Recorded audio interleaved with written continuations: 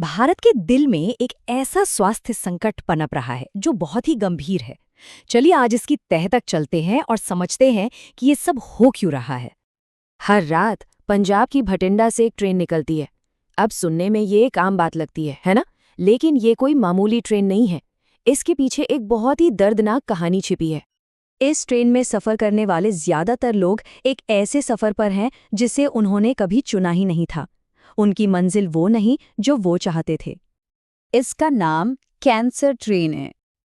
तो सबसे बड़ा सवाल यही उठता है, आखिर ये ट्रेन चलती ही क्यों है? क्या ज़रूरत पड़ गई इसकी? चलिए सबसे पहले इसी ट्रेन की बात करते हैं।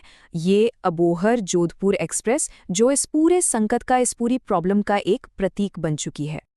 तो ये ट्रेन जाती है बठिंडा से बीकानेर तक और रोज करीब 300 लोग इसमें सफ़र करते हैं। और जानते हैं इनकी मंजिल क्या होती है? इनमें से ज़्यादातर लोग जा रहे होते हैं आचार्य तुलसी रीजनल कैंसर हॉस्पिटल। हालात इतने गंभीर हैं कि सरकार ने कैंसर के मरीजों के लिए टिकट फ्री कर दिया है और उनके साथ जाने वाले एक अटेंडेंट को किराए में 75% का डिस्काउंट मिलता है। तो ट्रेन तो बठिंडा से शुरू होती है, ठीक है, लेकिन इस पूरी समस्या की जो जड़ है ना, वो पंजाब के मालवा क्षेत्र में है और बहुत गहरी है। अब जरा इन आंकड़ों पर गौर कीजिए। एक वक्त था जब मालवा को भारत का फूड बाउल कहते थे, मतलब देश का पेट भरने वाला इलाका। और आज यहाँ कैंसर इतना फैल चुका है कि हर 1 लाख लोगों में से 109 लोग कैंसर से पीड़ित हैं। ये आंकड़ा पूरे पंजाब के औसत जो 90 है और राष्ट्रीय औसत जो करीब 100 है, दोनों से कहीं ज्यादा है। और ये सिर्फ नंबर नहीं है, इनके पीछे गुरदीप सिंह जैसे लोगों की कहानियां हैं। फिरोजपुर के एक 45 साल के किसान, उन्होंने सोचा था कि कपास की खेती करके घर की हालत सुधार लेंगे, लेकिन आज उन्हें पित्ताशय का कैंसर है। तो सवाल ये है कि आखिर ये सब हुआ कैसे? इसकी शुरुआत कहाँ से हुई? और इसकी पहली कड़ी जुड़ती है हरित क्रांति यानी ग्रीन रेवोल्यूशन से।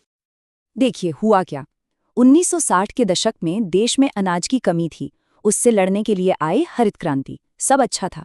फिर 80 के दशक तक आते आते मालवा क्षेत्र में कपास यानी कॉटन की खेती का बूम आ गया।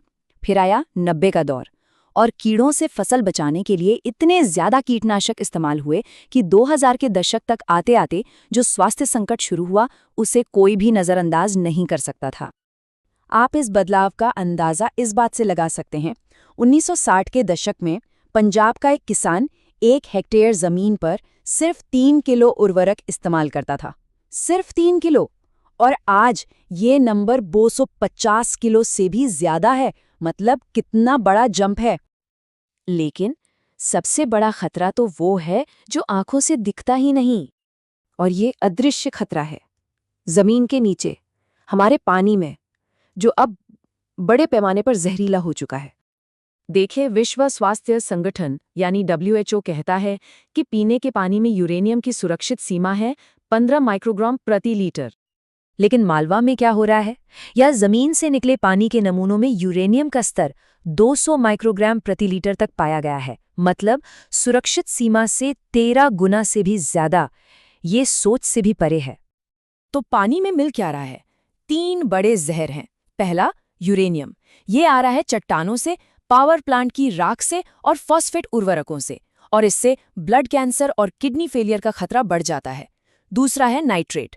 ये आते हैं कीटनाशकों के बहाव से और इनसे गैस्ट्रिक कैंसर यानी पेट का कैंसर हो सकता है। और तीसरा है भारी धातुएं जैसे कि लेड, आर्सेनिक। ये आते हैं फैक्ट्रियों के कचरे से जिसे बिना ट्रीट किए छोड़ दिया जाता है, और इससे सांस और खून से जुड़े कैंसर हो सकते हैं। तो ये जहर जमीन और पानी में फैला कैसे? ये हमें इस समस्या की आखिरी और शायद सबसे जरूरी परत पर ले आता है, और वो है सिस्टम की लापरवाही। ऐसा नहीं है कि इसके बारे में किसी को पता नहीं था। 1990 के दशक में ही शोधकर्ताओं ने इस खतरे के बारे में चेतावनी दी थी, लेकिन उनकी रिपोर्ट्स को बस फाइलों में दबा दिया गया। नियम कानून का तो पूछिए ही मत। जो कीटनाशक दूसरे देशों में बैन थे, वो यहाँ खुलेआम इस्तेमाल हो रहे थे। और किसानों को तो कभी ठीक से जानकारी दी ही नहीं गई। दवाइयों पर लेबल होते थे अंग्रेजी में, मास्क या दस्ताने पहनने चाहिए, ये कभी किसी ने बताया ही नहीं। और इन सब के ऊपर इलाज के लिए सुविधाओं की कमी। इलाके में न ढंग के डायग्नोस्टिक सेंटर हैं, न अस्पताल। इसीलिए लोगों को इलाज के लिए 300 किलोमीटर का सफर तय करना पड़ता है। इतनी निराशा के बीच क्या कोई उम्मीद की किरण है? हाँ, है, खासकर ब्लड कैंसर जैसी बीमारियों के इलाज में। इसका एक बहुत असरदार इलाज है स्टेम सेल ट्रांसप्लांट। इसमें होता क्या है, मरीज के शरीर से कैंसर वाली कोशिकाओं को हटाकर एक स्वस्थ मैचिंग डोनर की स्टेम कोशिकाओं से बदल दिया जाता है। और इस काम में कोई भी मदद कर सकता है। एक संभावित स्टेम सेल डोनर बनना बहुत आसान है और इसमें कोई दर्द नहीं होता। DKMS जैसी संस्था के साथ ऑनलाइन रजिस्टर करना होता है। फिर वो एक मुफ्त स्वैब किट भेजते हैं। बस अपने गाल के अंदर से एक छोटा सा सैंपल लेना होता है और उस किट को मुफ्त में वापस भेज देना होता है। बस इतना ही। सोचिए, एक इतना सा छोटा सा कदम एक ऐसी समस्या में उम्मीद ला सकता है जिसको बनने में दशक लग गए। तो जाते जाते बस एक सवाल छोड़ जाते हैं। जब तरक्की अपने साथ जहर लेकर आती है तो उसकी कीमत आखिर चुकाता कौन है?